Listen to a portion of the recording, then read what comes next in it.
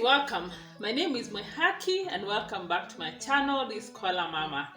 I am a wife and I'm a mother to 5 girls who are aged between 3 and 12, and I'm also a full-time PhD student and a researcher. Most of the things I'm going to share with you is how we are currently doing, but once the quarantine is over, there are going to be other outside activities that they get to do.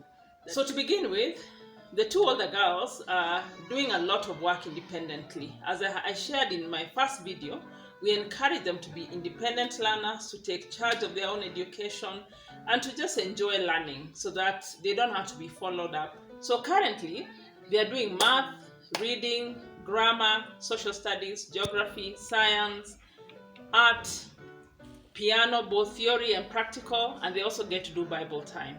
The girls will typically wake up at 6 a.m. in the morning on their own. They set an alarm, and the first subject of the day is math. We have found that if they focus on math first thing in the morning, then they are able to concentrate, pay attention, and that really helps them to get their work done really well. Secondly, the math curriculum that we are using is called Math Mammoth. And the advantage with this curriculum is that it has a tutorial online. You divide that into sixths, and after that you only have 3 poles left. And now you have 6 sixths here and 1 sixth here, a total of 7 sixths. Okay? So we have renamed our numbers. So before they even get started, if they read the instructions that there's something they're not understanding, they'll just go online and then they will listen to the tutorial and then they can get their work done. So once it is breakfast time, each person has specific chores that they do. So they will be doing their chores while I'm making breakfast, and then we will finish our breakfast by around 8:30.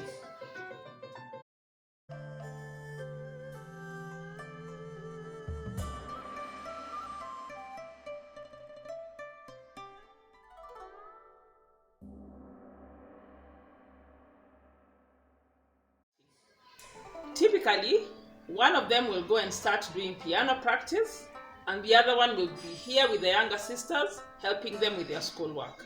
And by that time, I will also have already started on my work. So by 9:30, both of them will be back to their room to continue with their work. So usually, if they have not finished their math, they will go and finish their math, and then they will mark, they will check their work, and if they find that there are things they have not understood or a page that they got most of the things wrong, then they have to go back and redo the entire page all over again. So then they have a schedule. So for example, on one day they will do, after they finish math, they will do reading or geography, and then they will take a break, go outside with their little sisters from around midday all the way to 1 for about an hour. Then they'll come back for lunch and a few afternoon chores, and then they will go back and continue with their work. So typically in the afternoon, most of the work will be piano related, so they will do some more piano practice, piano theory, as well as reading or grammar, and also their Bible time. The specific subject that I need to teach them is social studies, Swahili, and creative writing. So when you do your creative writing, when you're done with your first paragraph, please read it and see whether those things are there before you proceed. Okay. Have you told us who? Have you told us where? Have you told us when? Have you told us what? Have you told us the feelings and the starting event? So the third paragraph, you're still telling us what they did, saw, heard, felt, and said.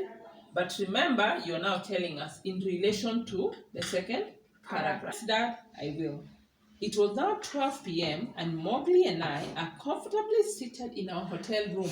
Mowgli has not arrived, but they are now seated comfortably in the hotel room. By 4:30, they will be done with most of their schoolwork. And if they are not done by 4:30, then they have to continue. But that is rare. Another thing that we have been doing this year is they do a research project every week.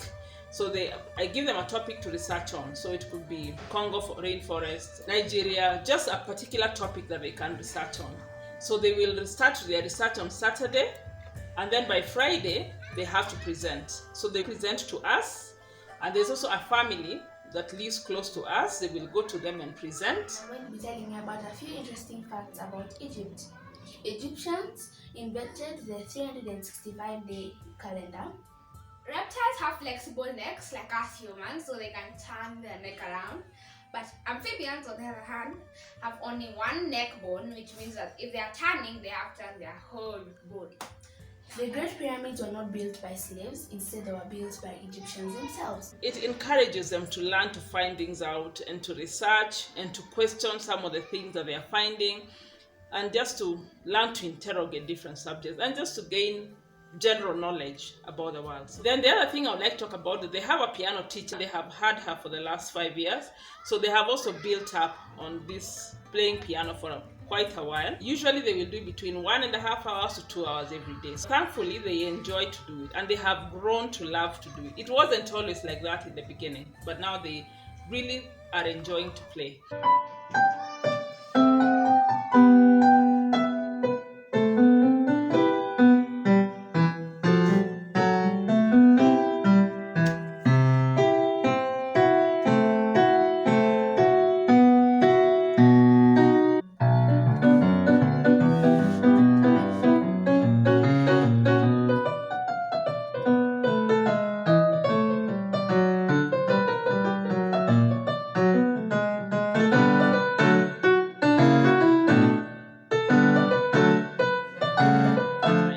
I would like to talk about is Bible time.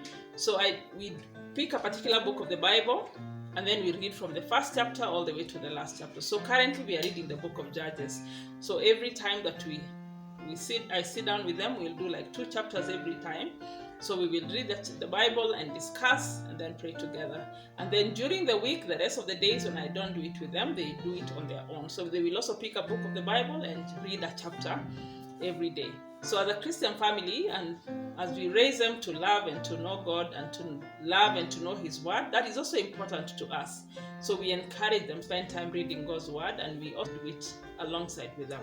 That is how our current schedule looks like. Thank you for watching this video. If you like it, please give it a thumbs up and subscribe down below. I post a new video every Sunday. Please also leave a comment on how it has been homeschooling older children for you, either because of the quarantine or because you're a long-term homeschooler. Bye!